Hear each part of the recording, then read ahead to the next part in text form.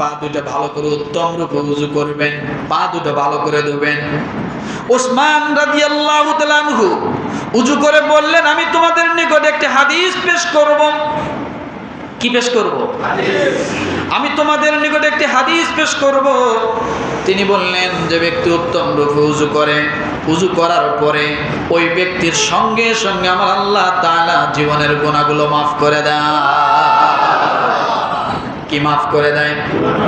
উমর ইবনুল খাত্তাব রাদিয়াল্লাহু তাআলা আনহু তিনি বলেছেন, যে ব্যক্তি সুন্দরভাবে ওযু করে, এরপরে ওযু শেষ করার পরে বলে আশহাদু আল্লা ইলাহা ইল্লাল্লাহু ওয়াহদাহু লা শারীকা লাহু ওয়া আশহাদু আন্না মুহাম্মাদান আবদুহু ওয়া রাসূলুহু।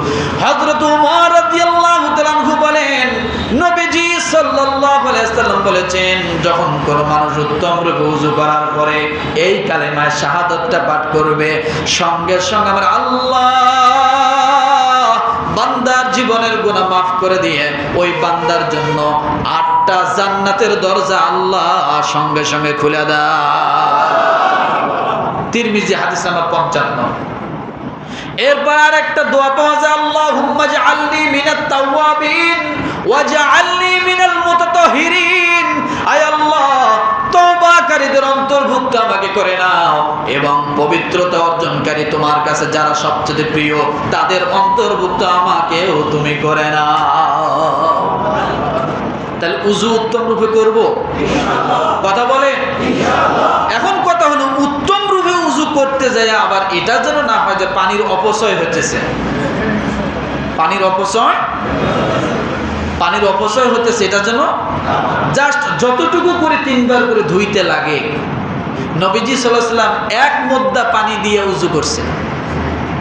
কিতাবের বর্ণনায় 1 মুদ্দা 600 গ্রাম 800 গ্রাম এরকম বর্ণনা আসছে, 400 গ্রামও বর্ণনা আসছে।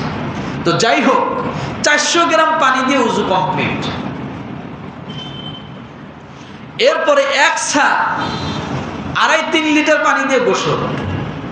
তারা পানির কিভাবে যত্ন করছে, আর আমরা কল ছাড়ে দিয়া এই যে গল্প করি, মেসওয়াক করি কল ছাড়ে দিয়া, পানি পড়তেই আছে কয়, তাই না? কিন্তু এই অপচয়টা করা যাবে? অপচয় করা যাবে? আপনি নামাজ পড়তে আসছেন, ঠিক আছে, মসজিদের পানিগুলো এমনভাবে ফালায় থুয়ে আসিয়া আপনি সেজদায় যায় বলতেছেন, আল্লাহ আমাকে মাফ করে দাও। সেজদা থেকে উঠে বলতেছেন, আল্লাহুম্মা গফিরলি ওয়ারহামনি ওয়াহদিনি ওয়াফিনি ওয়ারযুকনি।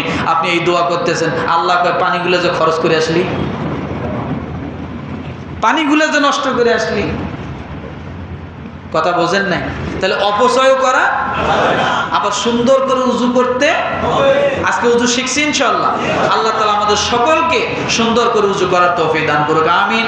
ওয়া আখির দাওয়ানা আলহামদুলিল্লাহি রাব্বিল আলামিন।